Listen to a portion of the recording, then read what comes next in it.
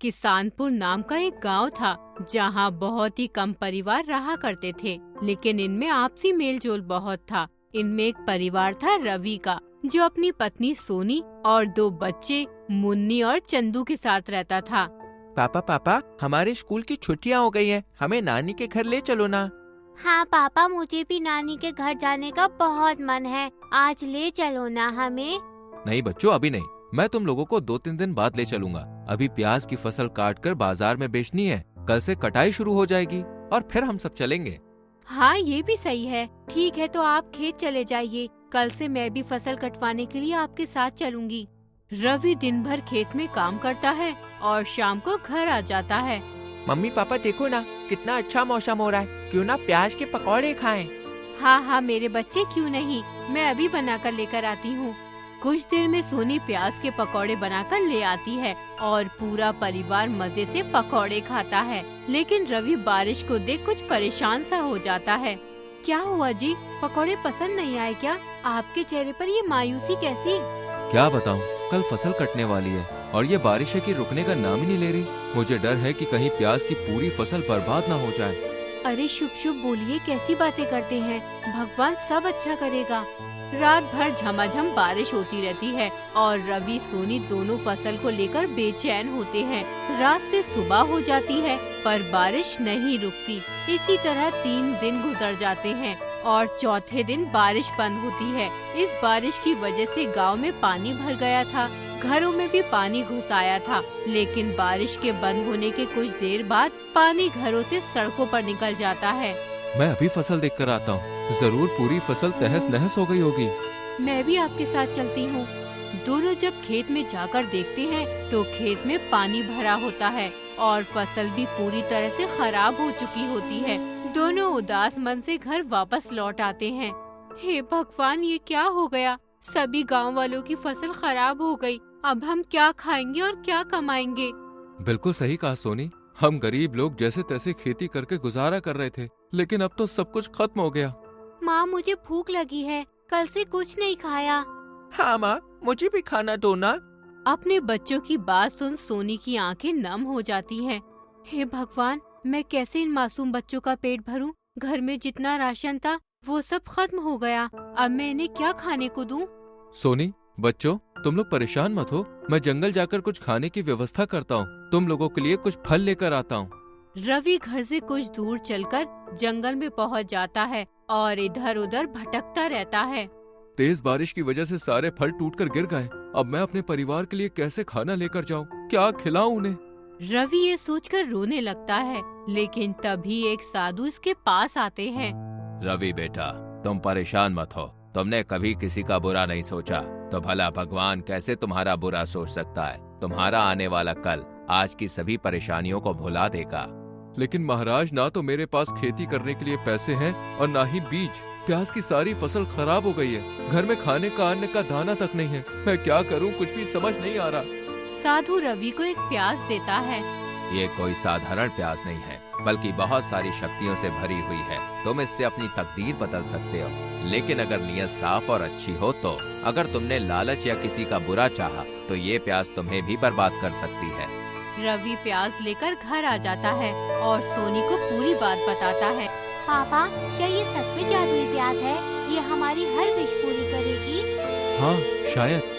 ठीक है, तो मुझे खाने हैं गरम गरम प्याज के पकौड़े और ढेर सारा खाना। इतना कहते ही प्याज अपनी जादुई शक्तियों से प्याज के पकौड़े और खूब सारा खाना पेश कर देती है। ये देख पूरा परिवार हैरान रह जाता है और काफी दिनों के बाद इतने सारे खाने को परिवार बहुत खुश होकर खाता है। आज जादुई प्याज की मदद से रवि का परिवार भरपेट खाना खाता है। अगली सुबह सोनी, मैं ये सोच रहा हूँ कि इस प्याज की मदद से प्याज की फसल उगाऊं ताकि हमारे हालात ठीक हो सके। हाँ, ख्याल तो काफी अच्छा है। हो सकता है ये जादुई प्याज खेती में भी कोई नया जादू दिखा दे। रवि जादुई प्याज को लेकर खेत में जाता है और इसे खेत में लगा देता है। और जब अगले दिन वापस खेत में आता है तो बड़ी बड़ी प्याज लगी मिलती है। ये तो जादू हो गया, एक रात में इतनी बड़ी प्याज कैसे हो गई?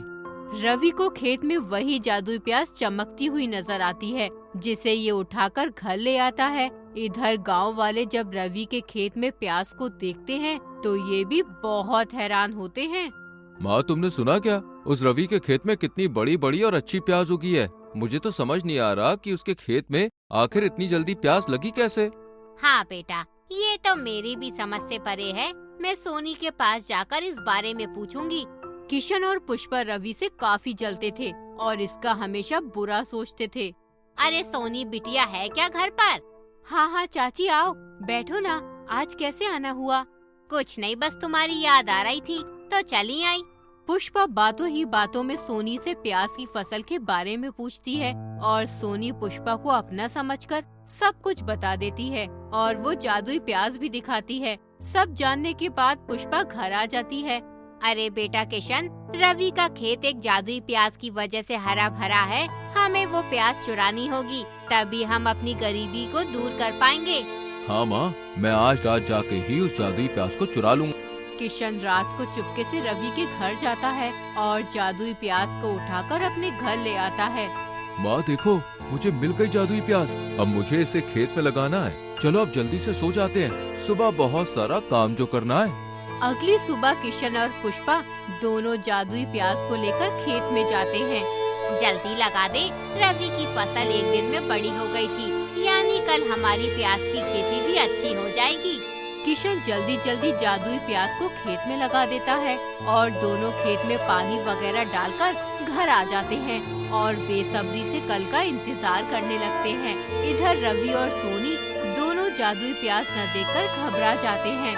सोनी, कहाँ गई? वो जादुई प्याज यही तो मैंने रखी थी। हाँ, मैंने भी कल यही देखी थी। कोई आया तो नहीं था? तुमने किसी को कुछ बताया क्या? सोनी पुष्पा की सारी बात बता देती है और दोनों समझ जाते हैं कि जरूर किशन और पुष्पा ने ही इनकी जादुई प्याज चुराई है, पर रात ज्यादा होने की वजह से ये दोनों इनके घर नहीं जाते। अगली सुबह किशन और पुष्पा जब खेत में जाकर देखते हैं तो इनके पैरों तले जमीन खिसक जाती है, क्योंकि यहाँ बड़ी बड़ी प्याज तो नहीं थी, लेकिन हाँ, पूरे खेत की मिट्टी काली पड़ चुकी थी, जिस पर खेती करना नामुमकिन था। ये कौन सी प्याज उठा लाया? ये कैसी जादुई प्याज है जिसने सब तहस नहस कर दिया? हाँ माँ, मुझे भी समझ नहीं आ रहा। मैंने तो जादुई प्याज ही डाली थी। इतने में रवि और सोनी भी यहाँ आ जाते हैं। इस जादुई प्याज का फल उसी इंसान को मिलता है जिसका मन साफ और पवित्र होता है। तुमने प्याज को चुराया, हमारा बुरा चाहा, इसलिए तुम्हारे खेत में फसल नहीं उगी। पुष्पा और किशन को अपनी गलती का एहसास होता है और दोनों रवि और सोनी से माफी मांगते हैं। इसके बाद रवि और किशन बाकी गांव वालों को खेती करने में मदद करते हैं और जादुई प्याज की वजह से सभी के खेतों में बड़ी बड़ी प्याज आ जाती है, जिन्हें बेचकर पूरे गांव के हालात सुधर जाते हैं और सब लोग बहुत खुश होते हैं।